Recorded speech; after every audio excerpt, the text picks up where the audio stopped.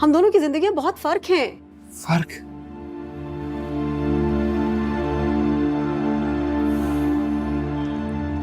Samia listen, आप पूरी दुनिया में वो वाहिद शख्स हैं जिसने मुझे समझा है। दानियाल, लिसन लिसन, फिर तुम मेरे फैसले को भी समझो। हम दोनों दोस्त रह सकते हैं लेकिन इससे ज्यादा कुछ नहीं हो सकता। It's a fact. पूरी जिंदगी पड़ी है तुम्हारे पास, शादी करो किसी से। आई एम श्योर इस दुनिया में कोई ऐसा शख्स होगा जो तुम्हें मुझसे ज्यादा पसंद करे, चाहता हो तुम्हें। हाँ बिल्कुल होगा पूरी दुनिया में कोई ऐसा, लेकिन एक बात मैं पूरे यकीन से कह सकता हूं कि इस पूरी दुनिया में मुझसे ज्यादा आपको कोई नहीं चाह सकता। तो शायद तुम ठीक कह रहे हो, लेकिन अब मुझे अपनी जिंदगी अपने लिए जीनी है। I am sorry. Hi viewers, मुझे आप सबके कमेंट्स मिल रहे हैं, लेकिन आज मैं कोई नई डेवलपमेंट के साथ आपके सामने नहीं आई हूँ। अभी कोई यकीन से कह रहा है कि दानियल मुजीब गिल्टी है, तो कोई सामिया खान के ऊपर उंगली उठा रहा है। यहाँ तक कि बहुत सारे लोग हैं जो ड्राइवर के साथ मुजीब जमान और उनकी बीवी के ऊपर भी शक कर रहे हैं। मेरी वीडियोस ने बहुत सारे सवाल उठाए हैं, लेकिन जवाब अभी तक हमारे पास नहीं है। मेरी सबसे रिक्वेस्ट है कि इन वीडियोस को सबूत के तौर पे नहीं, बल्कि क्लूज के तौर पे देखें, क्योंकि असल में उस रात क्या हुआ था और असल मुजरिम कौन है, इसके बारे में अभी तक हम में से किसी को भी नहीं पता। तो एक बात मुझे सच सच बता दे,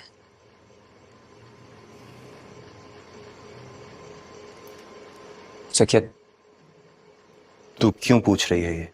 क्योंकि मैं जानती हूँ तू मुझसे झूठ नहीं बोलेगा। तू बता देना सच, क्या हुआ था उस रात? तू जानती तो है। देख हमीद, तेरे पास अभी भी वक्त है। मेरा जमीन मुझे रातों को सोने नहीं देता। तेरा अपना बच्चा तेरी तरह चोरियां करने लगा है, जिंदगियां तबाह हो रही हैं। ये दुनिया आर्जी है हमीद। दुनियावी सजा से बचने के लिए खुद को दोज़ख की आग में मत धकेल।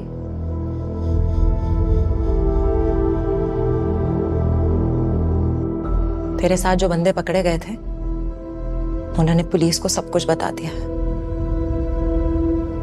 अब तू बता, मुझे बता, सच क्या है?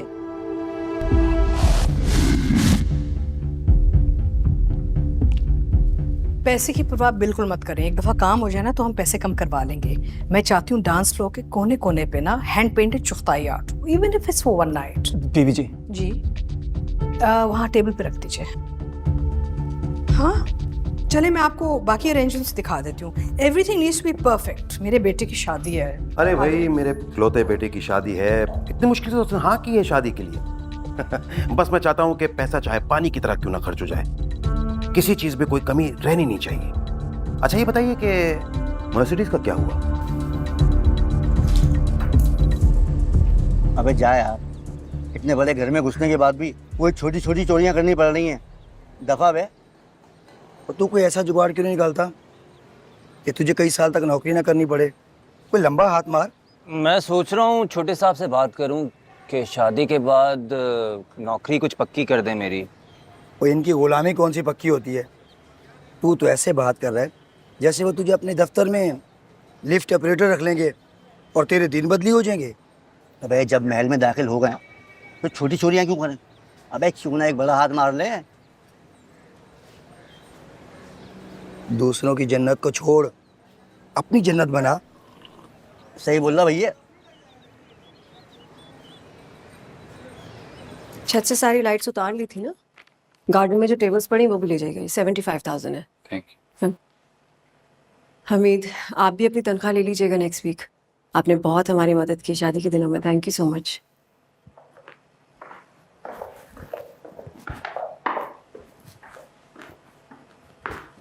आप यहाँ? हाँ बस सर ने कहा था कुछ पेमेंट्स क्लियर करनी है, वापस जा रही हूँ ऑफिस। आयला कहाँ है? रूम में।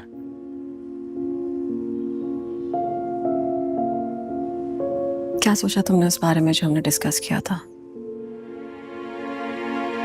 देखो, वक्त जाया मत करो, यही वक्त है।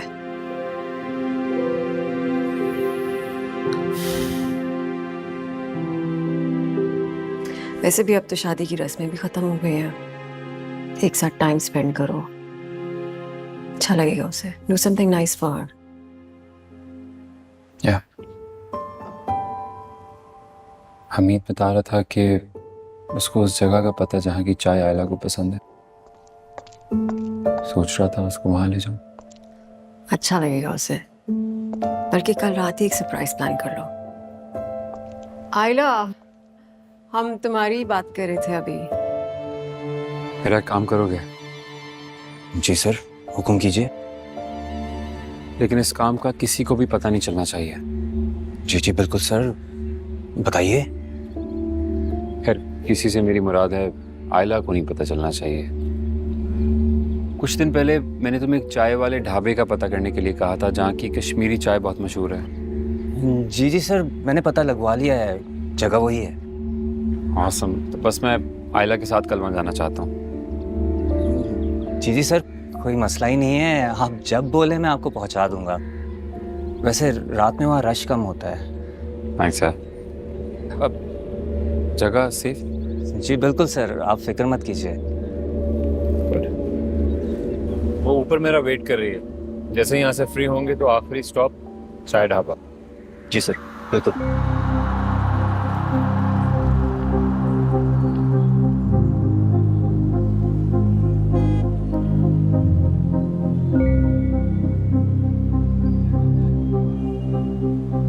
हाँ, तैयार हो तुम लोग?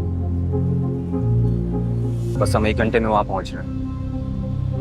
बिल्कुल वैसे ही करना है जैसे मैंने कहा है। हम तीनों ने मिलकर प्लान बनाया था। सोचा था कुछ ही देर में बहुत बड़ी रकम हमारे हाथ में आ जाएगी, लेकिन वैसा हुआ नहीं जैसा सोचा था। मैंने उनसे कहा था कि थोड़ी दूर मुझे ले जाकर हवा में फायर कर दें, ताकि मुझ पे शक न जाए और मुजीब जमान के खानदान को लगे कि सबसे पहले मुझे मार दिया गया था।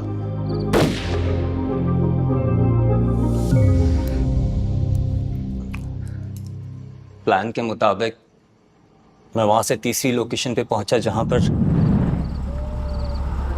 उनको दानियाल को लेकर आना था।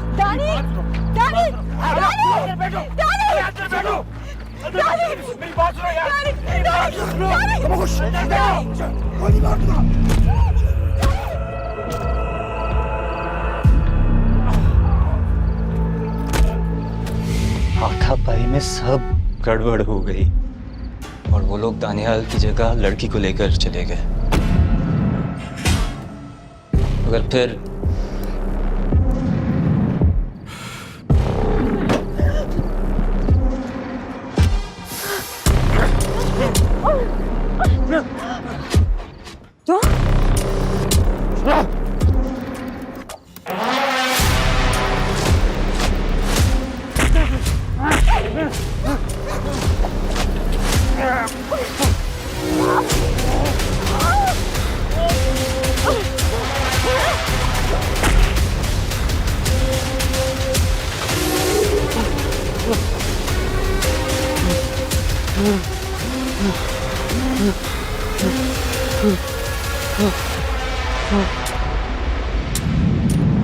मुझे मारने वाली थी सखिया। यकीन कर, मैं उसका कत्ल नहीं करना चाहता था। मैं क्या कर बैठा सखिया? ये मैं क्या कर बैठा?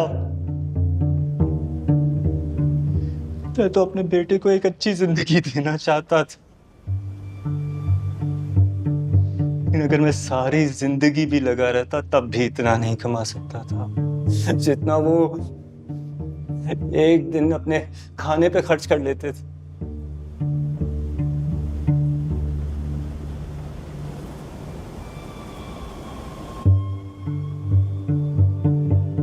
ऐसे क्या देख रही है? ऐसे क्या देख रही है? आज तूने मुझे सबके सामने झूठा साबित कर दिया हमीद। झूठी नहीं है, मैं झूठा हूँ, लेकिन मैं अब और झूठ नहीं बोलना चाहता।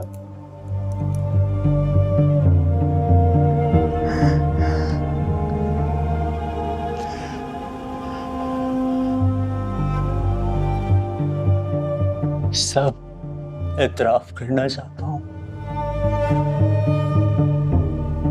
मैं आपकी ये भीख नहीं रख सकती। ओहो भाई, तुम ये घर कैसे चलाओगी जब कमाने वाला ही नहीं होगा? ठीक है, मैं पूछ लेती हूँ, एक बार फिर पूछ लेती हूँ। लेकिन अगर उसने यही कहा कि आपके बेटे के कहने पे उसने कत्ल किया है, तो फिर क्या करेंगी आप? तो फिर मेरा तुमसे वादा है कि मैं अपने बेटे से वही सवाल करूंगी जो मैं तुम्हें कह रही हूँ अपने शौहर से करो। मुझे तो पूरा यकीन है मेरा दानियाल ये सब नहीं कर सकता। क्या तुम्हें अपने शौहर पे पूरा यकीन है? देखो एक काम करो, ये सवाल करने से पहले ना उससे कहो कि जो लोग उसके साथ मिले हुए थे ना, उन्होंने अपने जुर्म का एतराफ़ कर लिया है। फिर देखो वो जवाब क्या देता है। छोटा सा झूठा, छोटा सा काम है, तुम कर सकती हो। रख लो।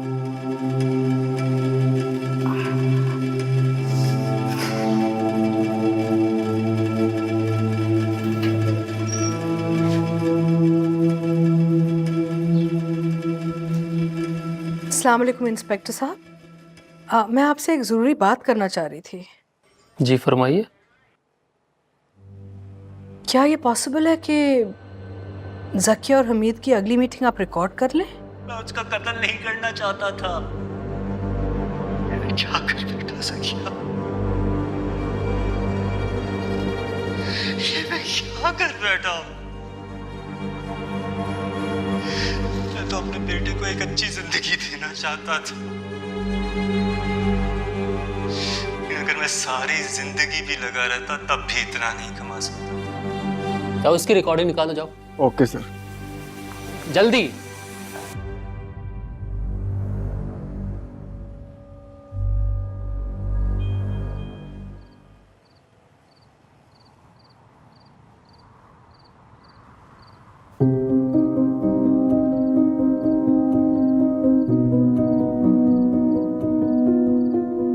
अब झूठ बोलने का वक्त गया।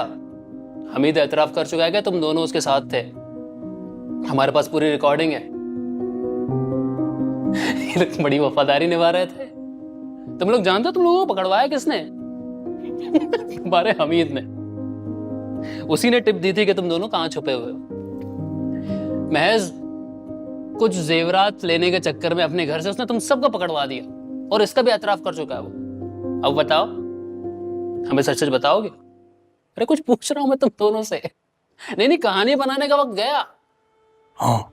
कुछ चारा भी तो नहीं।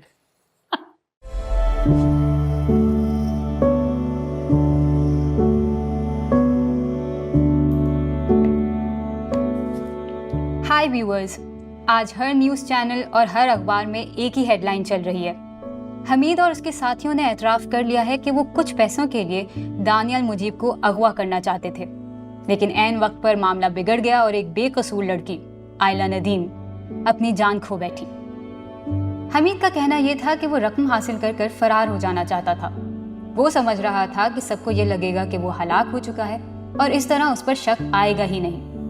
मगर इस तरह शनाख्त बदल कर भाग जाना इतना भी आसान नहीं, और इससे ये मालूम होता है कि वो एक तजुर्बेकार मुजरिम नहीं था। दानियाल मुजीब बेकसूर है।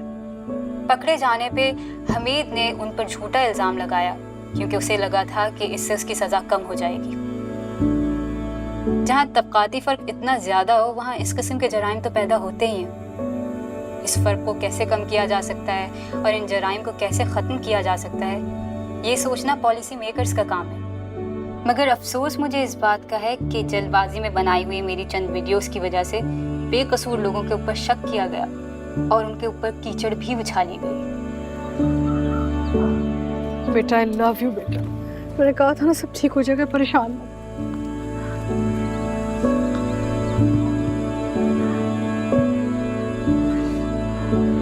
चल।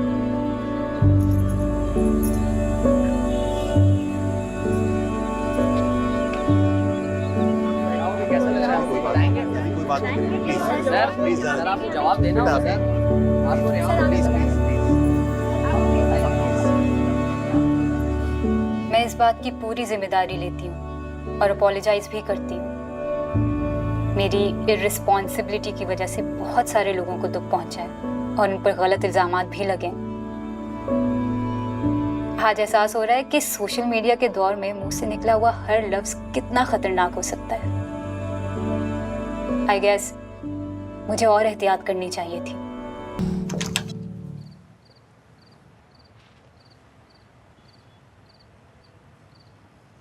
यहाँ कैसे? आपको लेने आया। मैं कहीं नहीं जा रही। आई विश मैं सब कुछ बदल सकता। क्या क्या बदलते तुम? कौन कौन से लम्हे बदलते? जब तुमने हमीद को हायर किया था, या वो लम्हा बदलते जब तुमने आयला को प्रपोज किया था, या माजी में जाके वो शाम बदलते जब तुमने उसके लिए एक सरप्राइज इवनिंग की अरेंजमेंट की थी। छोड़ दो ये सब कुछ सोचना। मैं खुद अब इस एहसास से समझौता कर चुकी हूँ कि अगर इंसान माजी में जाकर अपने गुज़रे हुए लम्हे बदल सकता, कभी भी अपने आप को इतना बेबस ना फील करता।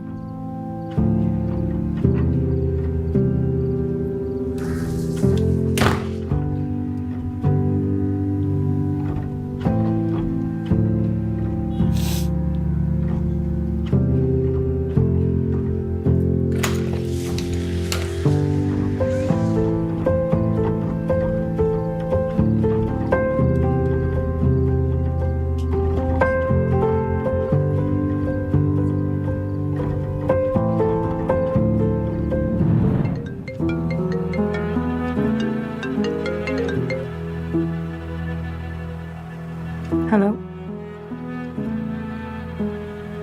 अंदर आ जाओ, दरवाजा खुला है।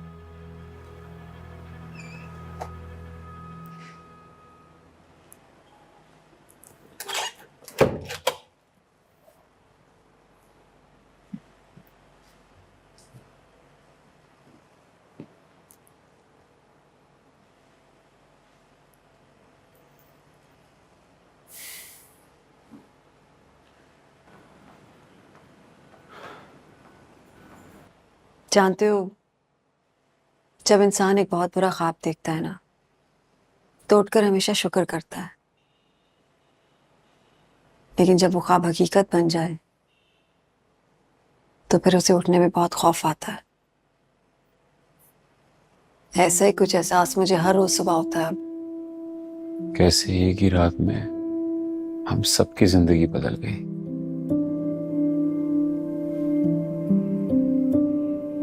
अब ना वापसी का कोई रास्ता नजर आता है, ना ही आगे का। कोई ना कोई रास्ता मिल जाएगा हमें, चाहे वो कितना ही मुश्किल क्यों ना हो। ढूंढना पड़ेगा खुद से। और ये लोग, ये दुनिया, ये आज भी हमें मुजरिम समझ रही है।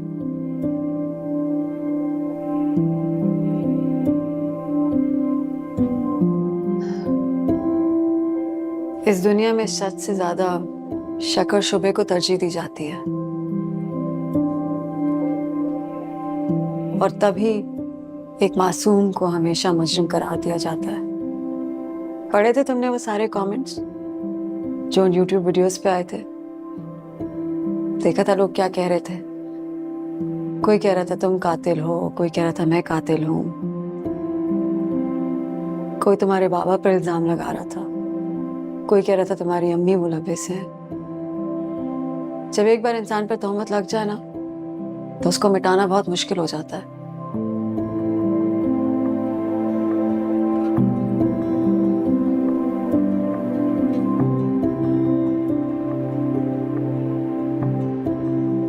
बाबा चाहते हैं कि आप ऑफिस दोबारा ज्वाइन कर लें। It's okay.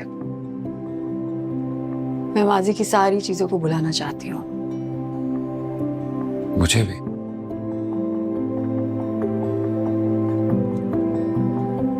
नहीं, तुम ही तो एक वो वाहिद शख्स हो जो समझ सकता है कि मेरे ऊपर क्या गुजर रही है। अब यही तो वक्त है कि हम एक दूसरे को सहारा दे सकते हैं।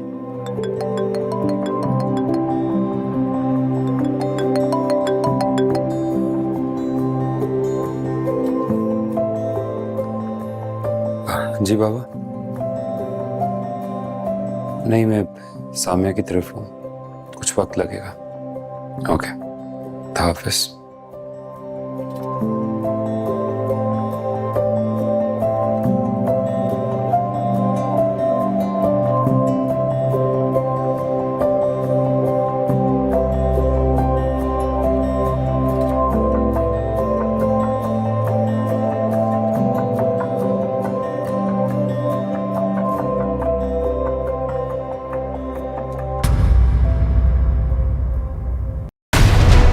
देखिए जुर्म